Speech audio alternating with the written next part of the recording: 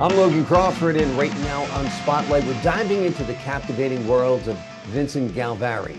He is an Australian author renowned for his fantasy fiction series. Today, we're going to explore his imaginative books like The Eternal Optimist and Kashmira, the Snake Charmer's Wife, inspired by a remarkable experience in Sri Lanka. Join us as Vincent shares his journey from visual arts to writing and his incredible tales of cosmic adventures and mystical realms. We're delighted to have this very talented author join us here today on Spotlight. We thank the team at Prime 7 Media for helping us put him in the spotlight today. And we ask viewers like you to support authors like him by subscribing to our channel and by purchasing his amazing books. The links are below this interview. Vincent, great to see you here today on Spotlight. Thank you, Logan. I'm glad to be here. A little nervous, but glad to be here. Oh, don't be nervous. You got nothing to be nervous about. You're amongst friends, you're amongst fans. We love your books. Tell us a little bit about the series called Gods of Space and Time and what those books are about.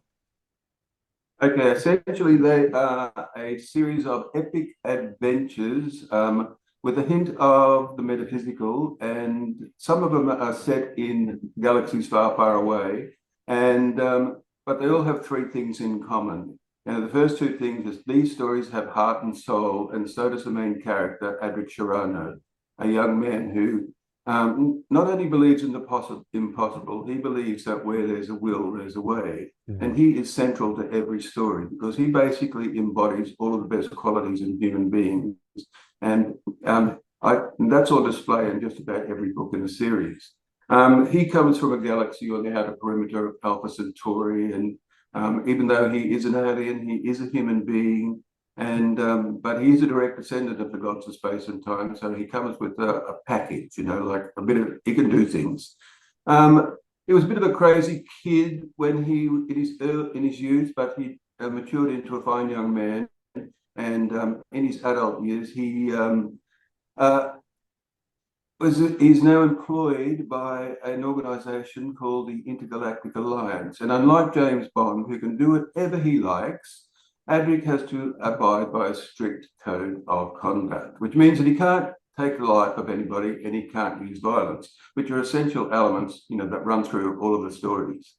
And so each of the stories, he brings all of these qualities to whatever he does, because he deals with the worst of the worst, and he's good at it, but he can't use violence, so he has to come up with very clever ideas, and he's got a very vivid imagination, and he finds ways to handle difficult problems that don't involve violence at all. So and he's done and he's been like that in his entire life. So for example, in the first book in the series, he's the Eternal Optimist. His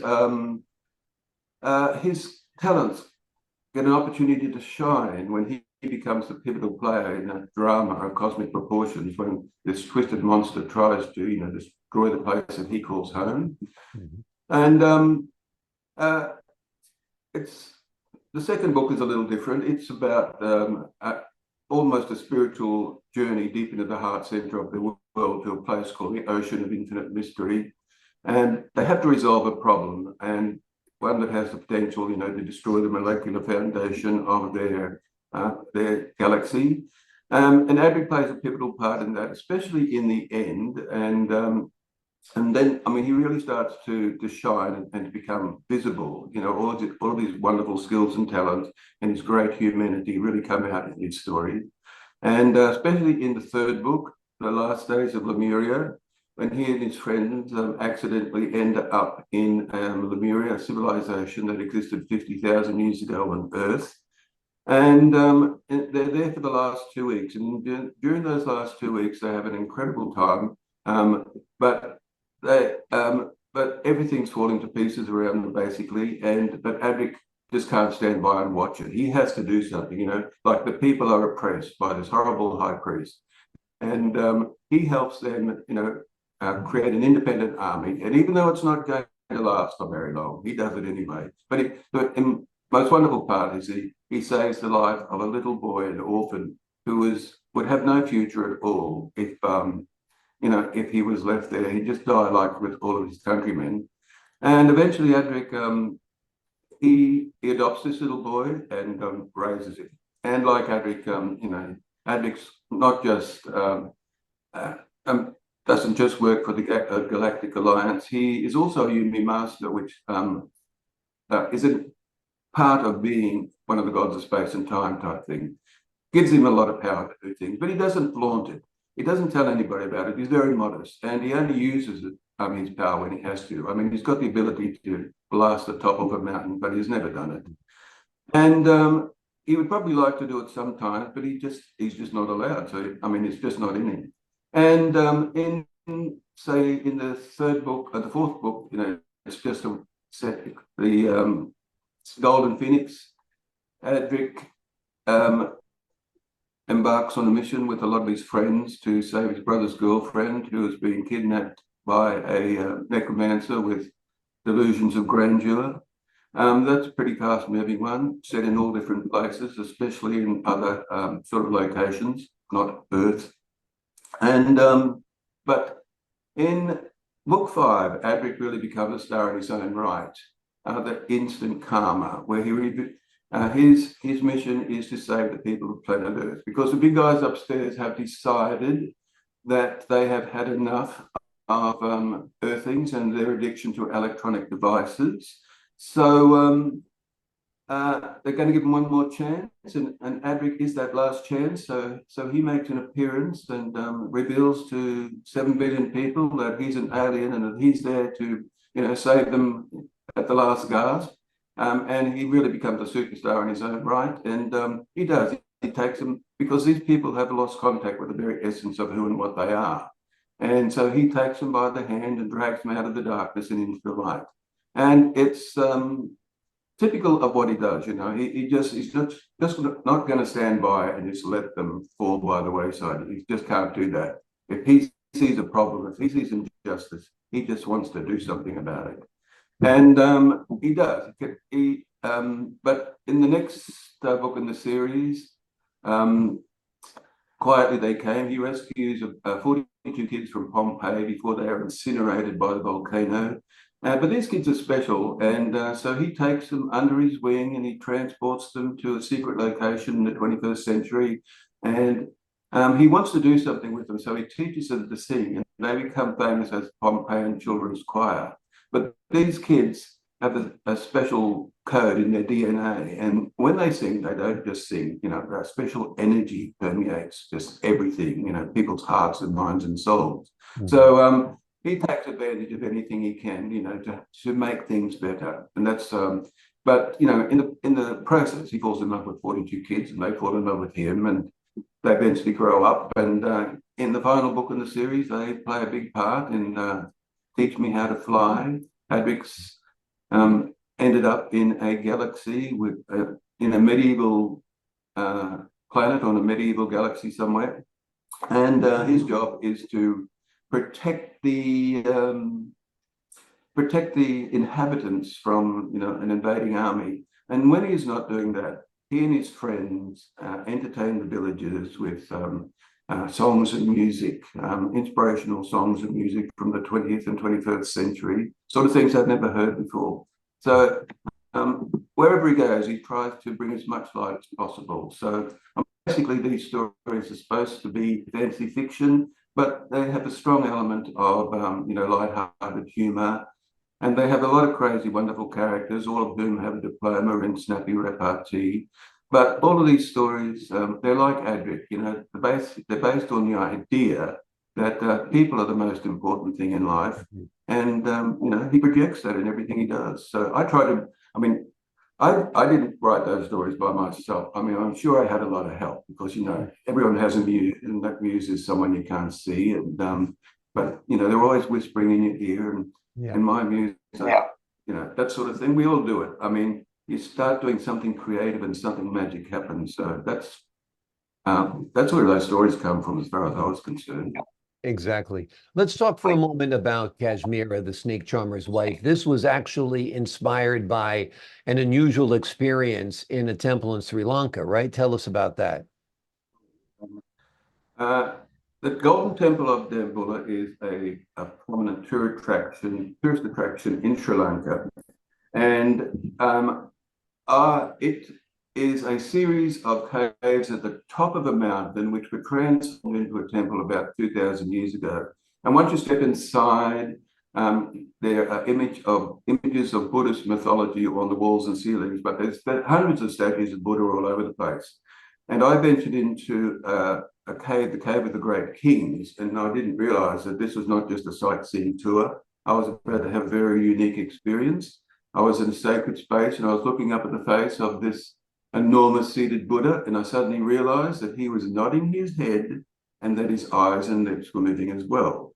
I had no idea what he was saying, but inspired me to write a book. And Kashmira, the snake charmer's wife, was the result. It's also published as The Snake Charmer's Tale, or will be soon.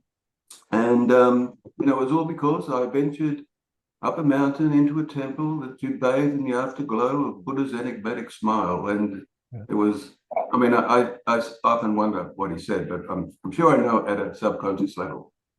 Yeah, it's very, very interesting, the background, the premise itself, but it's not about star-crossed lovers, right?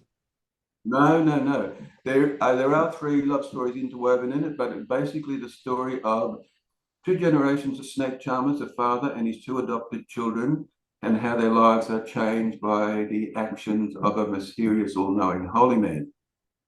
And the children know from an early age that they have a mission in life. And unfortunately, Kashmira dies in Australia in 1880 before they can complete that mission. But many years before, when she was in a cathedral in Barcelona in Spain, she had her first experience with Jesus. And she was intrigued by the fact that he rose from the dead. So when she passed over, she decided to come back as a time-traveling spirit. And in part two, she appears in the life of a young man called Jasper Powell from Melbourne because she wants him to complete the task that she and her husband could not.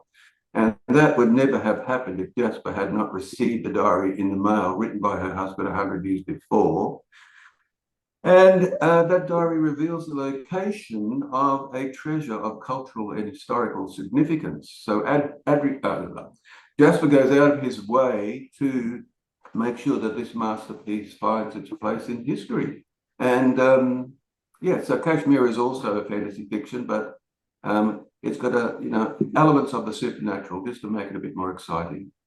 But one of the good things about that story was the very first ever feedback was just two words: simply amazing. And the second one said that Vincent Gilvarry is a wonderful storyteller. But I didn't start life as a storyteller. My life changed in 2000, the year 2000. I didn't know what else to do, so I sat down at the computer. As soon as my magic fingers hit the magic keyboard, magic started to happen, and continued for the next 24 years. And I know those stories off by heart now. And even when I reread them all, they still bring a tear to my eye or a smile to my face. They're just nice stories. Wonderful, wonderful. Let me ask you, what happens now? Now, I've worked on those stories solidly for over 20 years to get them to the point where they're ready to make their debut on the world stage. And I think that time has come now. I put a lot of effort into it, and I think the universe has heard me calling. And I wouldn't say no to an inspired publisher who, decided that these were masterpieces of creativity and they deserve to be on every bookshelf of every bookshop in the world. And I certainly wouldn't say no to a movie director who thought the same thing, and he saw The Gods of Space and Time as a potential new franchise for the movie industry.